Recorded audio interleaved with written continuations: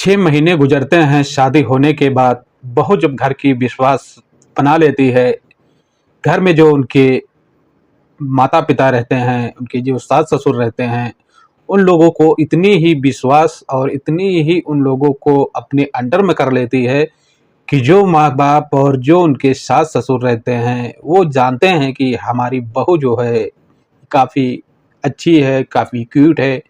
जैसे कि इस समय कैसे बहुत से सारे प्रकार से वो लोग सोचने लगते हैं और उसी प बहू के ऊपर भरोसा करते हैं।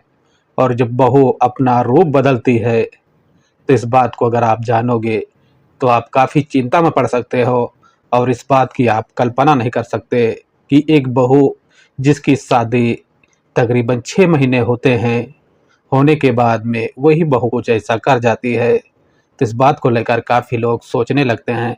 तो दोस्तों, आज की जो कहानी है, इसे समझने और सुनने से पहले आपसे एक ही रिक्वेस्ट रहता है कि चैनल पे पहली बार विज़िट किए हैं, तो चैनल को लाइक और सब्सक्राइब और शेयर ज़रूर करना। ऐसी कहानी हमारे चैनल पर आपको डेली मिलती रहेंगी। बस आपको एक काम करना है कि चैनल को लाइक, सब्सक्राइब ज़रूर कर लेना है। दोस्तों, ये जो कहानी आज की निकल के आ रही है, ये उत्तर प्रदेश सुल्तानपुर के जहाँ पर एक कूड़े भार एरिया, जहाँ पर एक थाना लगता है और उसी थाने कूड़े भार के अंतर्गत में एक बहुत छोटा से परिवार रहता है। परिवार में दोस्तों 3 बच्चे रहते हैं और उनके माता-पिता रहते हैं। जैसे कि ये मानो कि 5 लोग का एक छोटा से परिवार रहता है। परिवार में काफ़ी खुशियाँ रहती है, काफ़ी अच्छा से परिवार चल रहा था और उनके जो परिजने हैं, जो पड़ोसी लोग हैं, वो भी इस परिवार को देखते थे, तो बोलते थे कि एक छोटा सा परिवार है, काफ़ी बड़ा खुशहाल है। और उस परिवार के ऊपर किसी की ऐसी नज़र लगती है कि परिवार जो है बिखर जाता है। दोस्तों, ऐसा ही होता है। आखिरकार जब उसके बड़े बेटे की सगाई होती है, जिसका नाम रहता है अनीस मौर्य, और शादी काफ़ी तैयारी और काफ़ी धूमधाम से घर में शादी की जो रस्में रहती हैं, अच्छे से मनाया जाता है। काफ़ी रिश्तेदारों का आवागमन रहता है, क्योंकि बड़े लड़के की शादी हो रही थी, इसलिए उनके माता-पिता का जो सपना रहता है, वो अपने सपने में कुछ अधूरा नहीं रखते।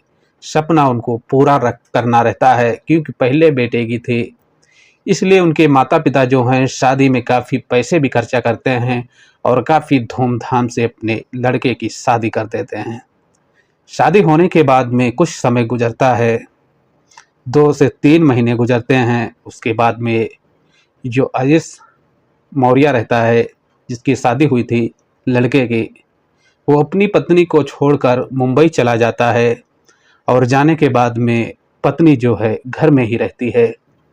ऐसे में आशीष के जो माता-पिता रहते हैं, उनको काफ़ी अपनी विश्वास हो जाता है कि हम लोग कहीं इधर-उधर जाएँगे, लेकिन जो हमारी बहू हो, वो हमारा घर सँभाल लेगी। ऐसे में दोस्तों, उसके जो आशीष के पिता रहते हैं, उनकी जो माँ रहती हैं, उनकी जो बहन रहती हैं, अपनी पतोह के ऊपर, अपनी बहू के ऊपर विश्वास करके और वो लोग अपने काम-काज के लिए सुबह बाहर निकल जाते हैं। उसी दौरान पर इसकी जो बहू रहती है और उस जो छोटी बेटी रहती है, एक ही रूम में दोनों लोग रहते हैं। लेकिन जो उसकी बहू रहती है, उसका कुछ नेचर जो रहता है, सही नहीं रहता है। ऐसे में कहा गया है कि अपनी ही ननंद को कमरे में बंद कर बाहर से कुंडी लगाकर जब बहू फरार हो जाती है अपने माल जेवर लेकर, जब बेटी की आंखें खुलती है, तो वो भाभी की ओर देखती है, तो भाभी उसकी नज़र नहीं आती है।